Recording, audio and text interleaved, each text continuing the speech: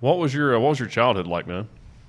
What did your parents do, or what led you towards comedy? Parents. Oh, you're getting ahead of yourself, bro. Yeah. So huge. Some parents, 2 of them. Hold on. Man. Yeah, I'm. Like I said, I was born in Mexico, and then we came up here illegally when I was 3. It's mostly been my mom and my sisters. Do you remember coming here? Not really. I have vague memories of Mexico. Mostly, I got smells. Oh, okay. Mostly, a lot of smells. Smells weird, right? Not good smells for some reason. I really wish I would I'd walk through a daffodil, bunch of daffodils the other day. I thought of Mexico. Now I'll walk through like manure. I'm like, yo, I remember this. This is definitely Mexico right now. I don't remember much, but we grew up in North Carolina. I don't know how my mom made it that far into America and was like, this is a good spot right here. This is a good spot for brown people that can't speak English. Start setting up. I grew up in North Carolina, all my life, like the rural parts of North Carolina. Well, I guess when you came over, it was probably, 93? 96, something like that. Okay. Yeah. Grew up here, went to elementary school, high school here, worked pretty much here. And then, it wasn't until I moved out of North Carolina to New York that I saw anything else. Yeah. So North Carolina is pretty much, all I know. It was just you and your mom? And my sisters. It was me and my mom a lot. My brother, when we first got here, it was my mom, my 2 sisters, and my brother. I'm the youngest. Okay. My brother left first back to Mexico to be with my dad. He would kind of in and out, come into the country. And my sister stayed with me for the longest. Eventually, they went to Mexico as well. So for a while, that was just me and my mom up here. But then they came back. My sisters came back, so they're all here now. And yeah, I was pretty much raised by my sisters. Didn't have a dad. Dad stayed in Mexico.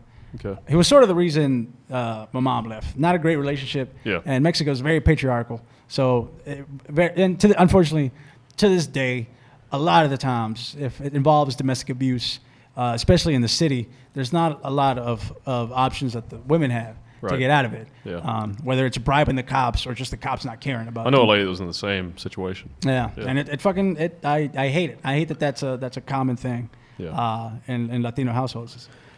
So yeah, I never met my dad. From what I know, he was a cool guy, aside from the women beating thing. I mean, my sisters, when he passed away, my sisters felt it and they mourned for him. So he couldn't have been all bad if they had feelings for him. Right, yeah. I just never really knew how to feel about him. You know what I mean? Yeah. But you didn't know him. Yeah. And it is a weird thought knowing that, if he was alive now and because of the cancer thing, he would probably be calling me up and bawling most of the time or however he would deal with it. Yeah. So in a certain way, he does care about his kids. Yeah. Just a weird relationship there. But no, mostly just my mom, my sisters in trailer parks growing up. Okay. Until I got to New York. I was a poor kid, so I don't, no judgment. What city did you grow up in? Or multiple? Surrey County-ish area. Okay, I don't know if you guys have ever been down there. Oh, yeah. Or don't go down there. I've been there. Not much left now. All those small towns are suffering.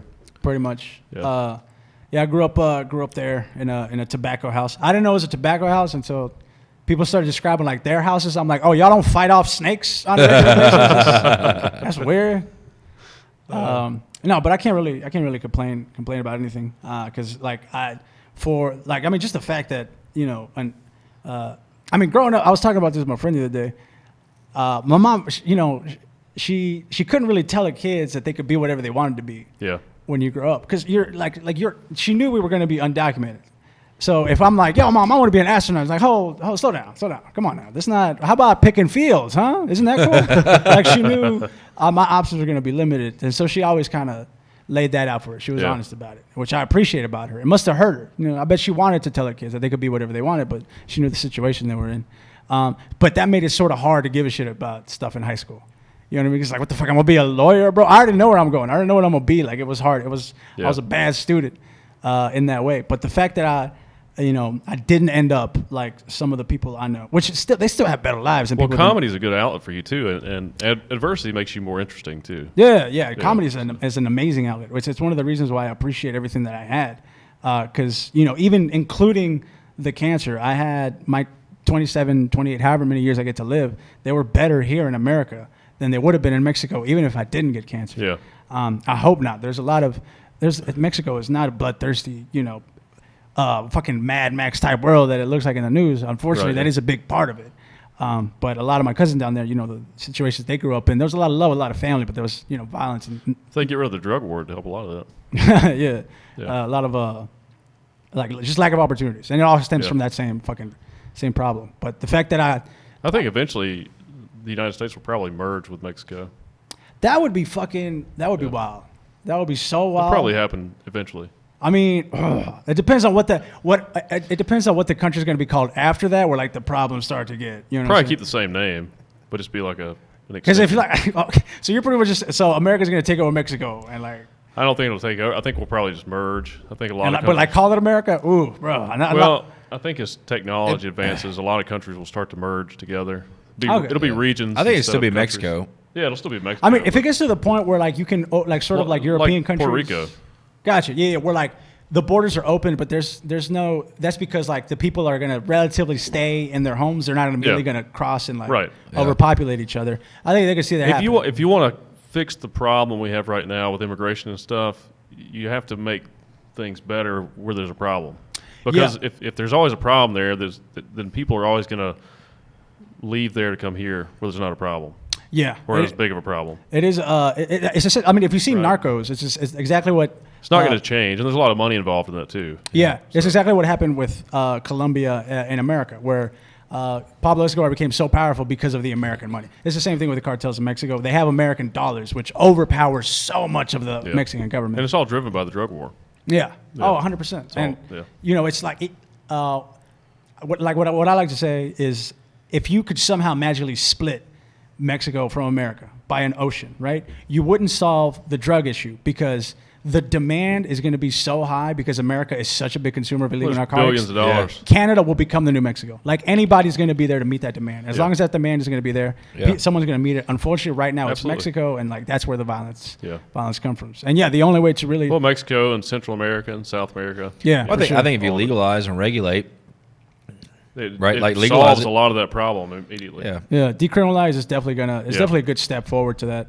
Yeah. But I mean, I used to believe that. But you have to bring up those parts of the world too.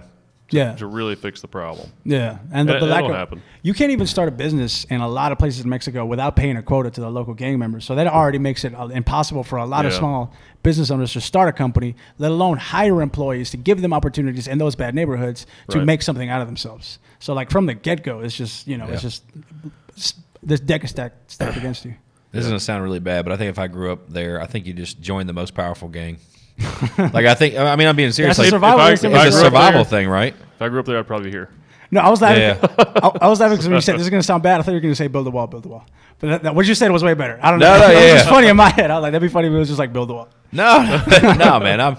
Listen, I'm a firm believer that. Oh, even if you were, bro, it's totally cool. I got a lot of Trump supporting friends. And for me, like, you got to survive, right? Yeah. And I'm a survivor. Like I like to think I am, and that's what I would do. I'd find the most powerful, and I'd go in there and I'd make myself useful. Yeah. Right. Like, because I'm gonna solve problems, and I think on any level, like put me in any country in the world, I don't even have to speak the language. I'll figure the fuck out. Yeah. Right. Because I'm just gonna keep moving. Right. You can be a successful business person in Mexico too. Though there's a lot of business down there. Yeah. There's definitely commerce down there. People making stuff happen. Mexico City doesn't look third world. No, it's a lot. I have a friend that there's a lot of others like Monterrey is English. Well, most of the resorts are owned by the cartels, and they don't kill. They're protected because of. Well, a lot of the resorts are actually protected by the military. Yeah. And I mean, like there is a lot of legitimate great businesses in Mexico, but it is sort of like if you see people with money, chances are there's a good percentage of chances there's drug money somewhere in there because it's just so embedded. And I hate to say it, and I'm ashamed. I have some shame about it that's coming from my country, but when the fucking cartels started to fuck with avocados, I'm like, God damn, bro, nothing is sacred. Nothing.